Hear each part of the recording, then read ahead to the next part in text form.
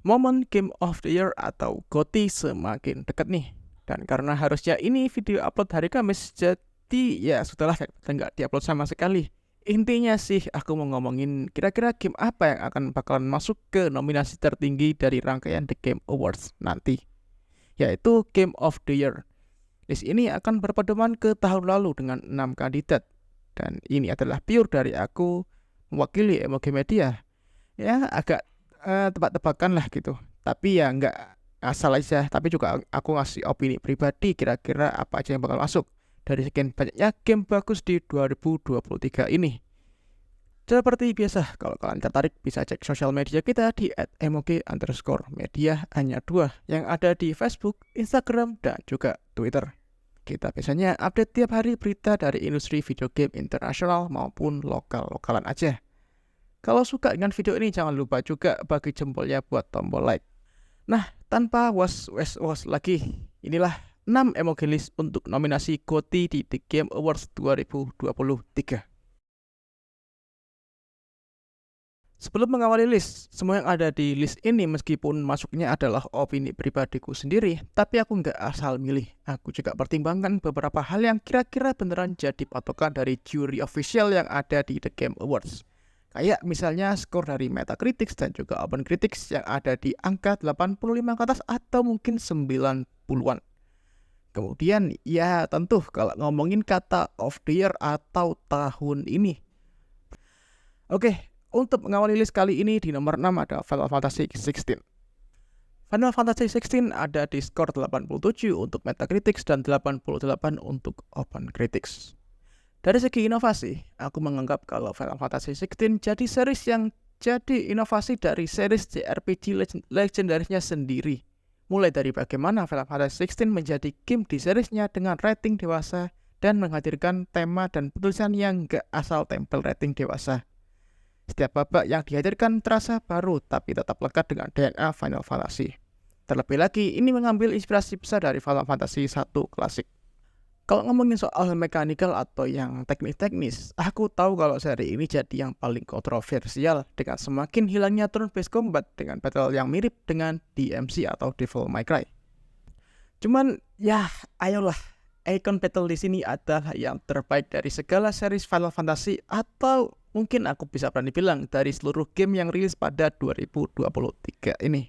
Setiap icon battle seperti rasanya punya tema dan juga battle mechanics-nya tersendiri. Jadi tiap-tiap boss battle-nya itu atau icon battle-nya benar-benar unik. Jadi menganggap kalau ini pure action belaka itu beneran ya kayak cetek banget lah. Jadi makanya aku bilang Final Fantasy XVI layak lah masuk ke dalam list nominasi Game Awards ini.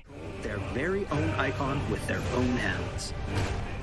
Dan kemudian di nomor 5 ada Alan Wake 2. Alan Wake 2 punya total score di angka 94 untuk Metacritic dan 89 untuk OpenCritics.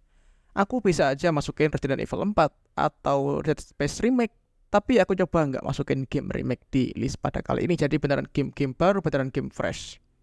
Dan pada akhirnya pilihanku jatuh ke Alan Wake 2 yang aku rasa lebih pantas masuk ke list ini. Juga dengan tipisnya harapan sebuah game horror masuk ke nominasi. Bukan berarti mustahil lah game horror itu jadi Game of the Year. Buat aku sendiri, Alan Wake 2 jadi game yang bikin kaget dari segi visual yang bisa dibilang paling sinematik dari segala list yang ada di sini. Meskipun lawannya bisa dibilang di icon battle tadi di Final Fantasy 16. Cuman khusus Alan Wake 2 ini sinematiknya itu berasa kayak kita mau nonton film atau ngelihat series yang beneran big budget atau blockbuster banget. Remedy Entertainment nggak cuman berikan sequel dari game legendarisnya, menurutku pribadi. Di sini mereka juga berikan eksperimen baru untuk menambah player experience yang juga lebih fresh dan juga lebih baru. Terutama dari segi game horror yang sudah stagnan di akhir-akhir ini. Meskipun tergolong rilisan baru, tapi impact yang dibawa Alan Wake 2 di sosial media maupun streaming platform masih jadi yang paling ramai hingga saat ini. Mulai dari sisi storytelling dan mechanics yang dibawa jadi salah satu alasan buat aku masukin Alan Wake 2 ke dalam list nominasi Game of the Year ini. Kemudian selanjutnya di nomor 4 ada Marvel Spider-Man 2. Marvel Spider-Man 2 debut total skor di angka 90 untuk Metacritic, kemudian di angka 91 untuk OpenCritics. Bukan Sony PlayStation kalau nggak ada game AAA yang masuk nominasi. terutama sequel Spider-Man ini yang beneran ngasih lebih dari sebuah sequel. Pendekatan dan fokus dari segi storytelling yang kuat akan jadi saingan untuk Alan Wake 2 yang punya aspek storytelling juga yang cukup sama-sama kuat lah di sini. Dan ya belum lagi kalau kita ngomongin mechanics yang kita bisa switch antara Peter dan Miles Morales secara real time. Begitu juga dengan traversal yang lebih flawless. Gak ada ampun, jadi beneran ini beneran game yang memaksimalkan PS5 banget lah. Map yang diberikan juga jauh lebih luas dengan berbagai macam side quest yang gak cuma sekedar tempelan atau pajangan aja. Begitu juga dengan tipe musuh dan gadget yang merubah dinamika dari seri pertamanya jadi jauh lebih menyenangkan dan lebih bisa dibilang lebih fresh lah. Meskipun ini tipikal sequelnya dari studionya PlayStation ya, yang biasanya cuma nambahin dan nambal beberapa aspek. Tapi menurut aku pribadi, Spider-Man 2 ini menurutku lebih dari semua yang bisa dibilang sangat layak masuk menantang para kandidat lain di Game Awards tahun ini. Where are you, Connors? Garage might lead to him. Kemudian di nomor 3 yang paling beda atau mungkin yang paling out of the box sendiri yaitu Hi-Fi Rush. Game yang menjadi penyelamat nama Xbox di kala kepercayaan publik yang hilang karena gagalnya game first party mereka yaitu Redfall. Nah, Hi-Fi Rush ini awalnya cuma side project iseng lah dari Tango Gameworks. Cuman malahan jadi game third party yang punya konsep sangat fresh. Begitu juga waktu perilisannya yang tepat banget di awal tahun sebelum hype-nya dari Tears of the Kingdom. Hi-Fi Rush sendiri debut di Metacritic dengan skor 87, kemudian nggak kalah dengan OpenCritic dengan skor 89.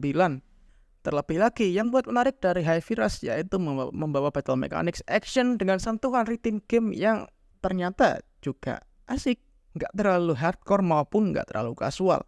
Ditambah juga dengan art direction pun cukup kuat dengan style shading dan juga pembawaan storytelling yang menarik dan juga nagih banget. Dari sekian judul game yang aku sebutkan, aku pribadi rekomendasi lah buat kalian main Hi-Fi Rush ini. Karena meskipun produk dari Xbox, gamenya juga ada di Steam. Setidaknya kalian akan dapetin clue kenapa game ini memang pantas masuk ke list ini. Setidaknya buat aku pribadi begitu ya. On their corporate agenda. You'll fight through each department. Dan lanjut di nomor 2, tentu aja The Legend of Zelda Tears of the Kingdom. Nah, kalau ini rasanya nggak usah diragukan lagi ya. Dari skeptis maupun hype para fans maupun haters Nintendo mewarnai sepanjang awal tahun 2023. Yang nggak lain karena ya mau diapain lagi game sesempurna Breath of the Wild itu. Tapi rasa penasaran dan hype fans rupanya bisa dibayar tuntas oleh apa yang dibawakan Nintendo pada Tears of the Kingdom. Terutama dari segi mekanik yang seakan buat ini jadi game yang berbeda atau game yang beneran baru. Cuman nggak menghilangkan aspek dan DNA dari The Legend of Zelda itu sendiri. Selain dari 3 mechanics yang memutar otak dan kreativitas, map yang dibawa oleh Tears of the Kingdom juga jadi pencapaian tersendiri. Dengan adanya seamless travel antara langit, ground, dan juga underground di device underclock sekelas Nintendo Switch. Dan oh ya juga, untuk skor sendiri, The Legend of Zelda Tears of the Kingdom ada di peringkat 1 dengan skor 96 di Metacritic maupun di OpenCritic yang sampai sekarang posisinya masih kuat di puncak. Juga selain karena pencapaian dari segi mekanik, Tears of the Kingdom bisa dibilang game yang ramai dibahas di sosial media dengan adanya fitur Ultra Hand dan Fuse yang memungkinkan para fans merakit apapun dari bahan yang tersedia di Hyrule. Dan yang pertama atau list terakhir di nomor 1, game paling underrated, game yang paling diremehkan untuk nominasi ini, yaitu Baldur's Gate 3. Game ini bisa dibilang sebuah anomali yang jarang terjadi kedua kalinya atau ketiga kalinya mungkin. Karena ya ini game basisnya dari Dungeons and Dragons atau dikenal sebagai D&D. Menurut aku pribadi cuma nerd sama yang beneran fans klasik dan suka game genre satu ini. Tapi Larian Studio menurutku berhasil membawa genre niche ini menjadi satu paket lengkap tanpa adanya celah sedikit pun. Elemen RPG dan adventure sangat kental layaknya The Witcher maupun GTA series yang beneran perhatian ke mikro detail. Yang bisa dibilang gak penting tapi beneran dibawa atau ada di sana. Baldur's Gate 3 punya itu semua. Seakan semuanya hidup di game ini. Belum lagi kalau kita ngomongin playstyle yang para fans bisa mainkan sampai tamat dengan battle encounter yang beneran minim banget. Jadi game ini seperti kayaknya game RPG sandbox yang ada banyak cara dan juga plot story yang anehnya selalu ada di setiap pemilihan dialog, jalan, karakter, dan world design yang dibangun oleh Larian Studio lewat dadu yang mereka bawa di Baldur's Gate 3 ini. Dan juga sama halnya dengan Tears of the Kingdom tadi, Baldur's Gate 3 juga rame banget di sosial media yang menjadi bahan perbincangan baik dari media maupun dari para fans yang rata-rata ya beneran positif. Karena banyak hal baru yang layar bisa temukan dan belum tentu dialami oleh pemain lain, jadi bisa jadi bahan sharing dan juga bahan eksperimen untuk playthrough mereka selanjutnya, atau mereka rela ngulang ke new games buat dapetin 1-2 scene tersebut. Menurut aku pribadi, hal ini seakan ngembaliin lagi momen COVID-19 dengan game Animal Crossing, di mana semua orang serasa terkoneksi hanya gara-gara satu game aja. We fight, we die. Nah, itulah 6 emoji list untuk nominasi Game of the Year di The Game Awards 2023 ini. Dan perlu diingat juga kalau ini murni dari opini pribadiku, yang aku juga coba cocokkan dengan performa maupun penerimaan dari media dan juga fans selama tahun 2023 ini. Jadi aku harap pilihan game di sini nggak ada yang ngawur. Kalian juga pasti punya list sendiri game apa aja yang bakalan masuk ke nominasi Game of the Year, atau mungkin kalian udah mengira-ngira game ini pasti juara, game itu pasti juara. Dan yuk kita bisa langsung bagikan di kolom komentar di bawah ini. Mari kita berdiskusi bareng dengan sehat. Dan sampai jumpa di video kita selanjutnya. Aku Afi dari MOK. Salam. Bye.